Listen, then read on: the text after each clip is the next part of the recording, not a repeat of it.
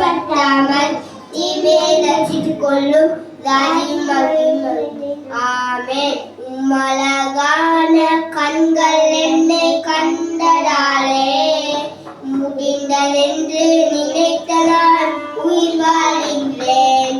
யாரும் அறியாத என்னை நன்றாய் அறிந்து உயர்த்தி வைத்த நல்ல நேசரே, யாரும் அறியாத என்னை நன்றாய் அறிந்து உயர்த்தி வைத்த நல்ல நேசரே, தூக்கி எறியப்பட்ட என்னை